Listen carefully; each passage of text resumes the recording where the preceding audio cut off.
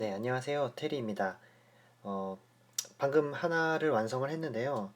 이대로 하나를 올렸다가는 금세 망하고 말 것 같다는 위기감에 휩싸여 그 다음 것을 시작하게 되었습니다. 사뭇 인터넷 시절의 김구라의 위기감을 느끼고 있습니다. 다시 한번 자막을 입히면서 동영상을 보니까 참 재미도 없고 정보도 없더라고요.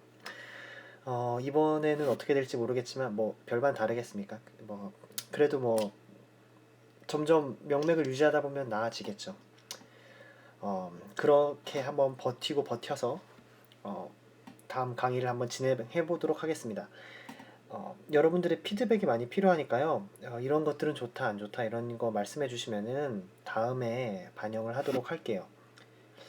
근데 이럴 거면 차라리 아프리카 방송이 나을 뻔했네요. 옆에 채팅창 띄워놓고 별풍선이나 받아가며 질문 받고. 아무튼 헛소리 그만하고 그 다음 주제 시작하도록 하겠습니다. 오늘 주제는 로봇이 어떻게 움직이는가에 대해서 큰 그림을 한번 그려보도록 하겠습니다. 로봇이 일반적인 기계들과 다른 점이 있다면 무엇일까요?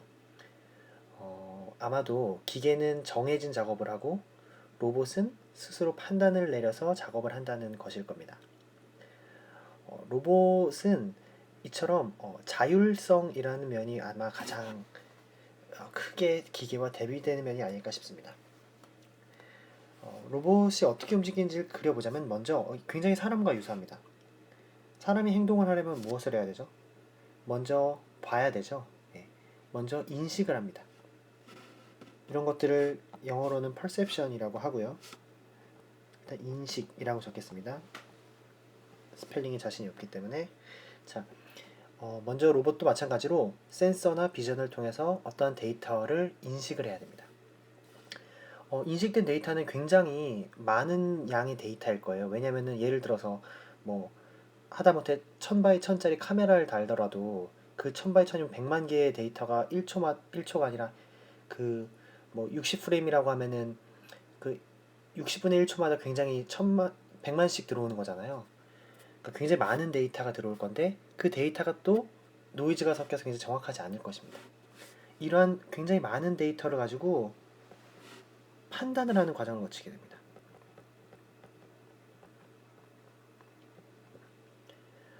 카메라나 센서를 통해 인식하고 그것을 어떠한 인공지능적 기법을 통해서 판단을 내리고요.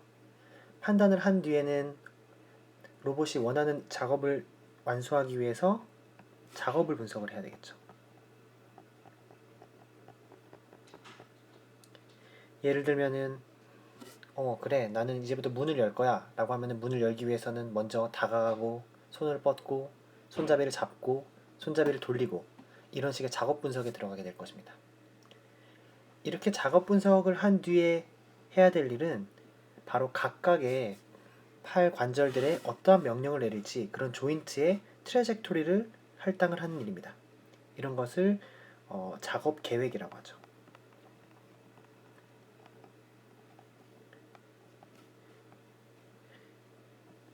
사실 여기서 말씀드리는 작업 계획이라는 것은 모션 계획이 아마도 더 정확할 텐데요. 인간의 경우는 사람의 뭐 많은 근육들을 너무나도 생각 없이 잘 움직이잖아요. 사람이 100만 개의 근육이 있다고 해서 이 100만 개의 근육을 어떠한 속도로 어떠한 경로를 통해서 움직여야 되는지 우리는 생각 없이 잘 움직이죠. 하지만 로봇은 우리가 직접 그 관절들, 각도들, 속도들을 모두 다 프로그래밍을 해줘야 됩니다. 이러한 것들을 어떻게 조화롭게 움직일지에 대해서 계획하는 것이 바로 이 모션 계획이죠. 자, 모션 계획을 통해서 내가 할 일에 대한 정답, 궤적이 나왔다면 그 정답 궤적을 따라가기 위한 제어를 해야 될 것입니다. 사실 이 제어라는 학문은 굉장히 오래된 학문인데요. 기계를 다룰 때, 그러니까 로봇이란 개념이 없고 기계란 개념만 있었을 때도 이 제어라는 개념은 있었죠.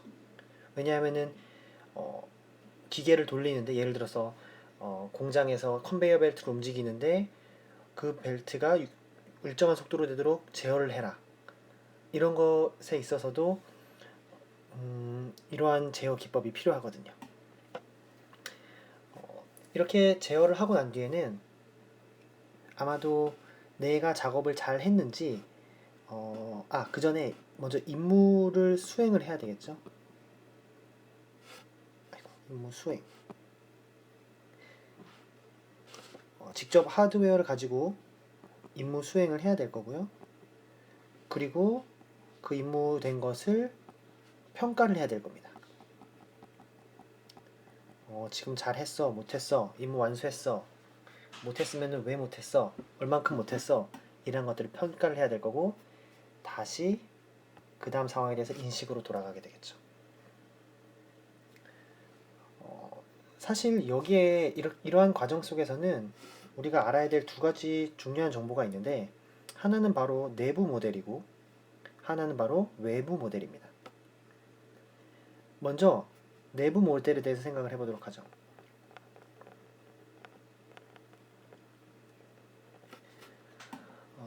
우리가 만약에 로봇이 굉장히 복잡한 아크로바틱한 모션을 해야 된다고 생각해 봅시다. 그러려면은 그 로봇이 각각 팔다리를 어떠한 힘으로 움직였을 때 어떻게 움직일지에 대한, 즉 내 몸에 대해서 잘 알아야 되겠죠. 인간은 이미 우리 몸에 대해서 잘 알고 있습니다. 왜냐하면은 벌써 몇십 년간 몸을 움직여 왔잖아요. 하지만 로봇은 자신에 대한 정보가 없기 때문에 이 정보를 자세하게 알려줘야 됩니다.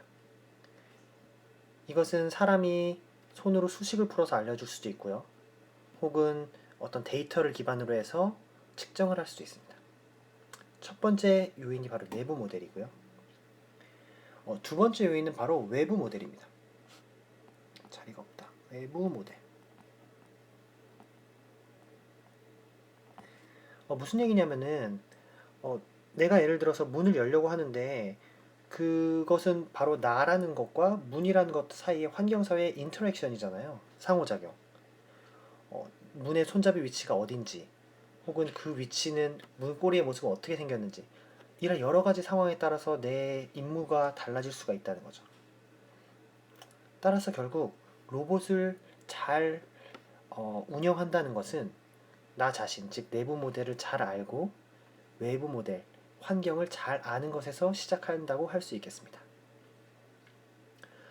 그렇다면 이러한 것들을 분석해 나가려면 어떠한 학문들이 필요할까요? 벌써 앞에 너무 쓰잘데기 없는 소리들을 많이 해서 시간이 다 됐으니까 그 다음 강의에서 한번 얘기를 해보도록 하죠.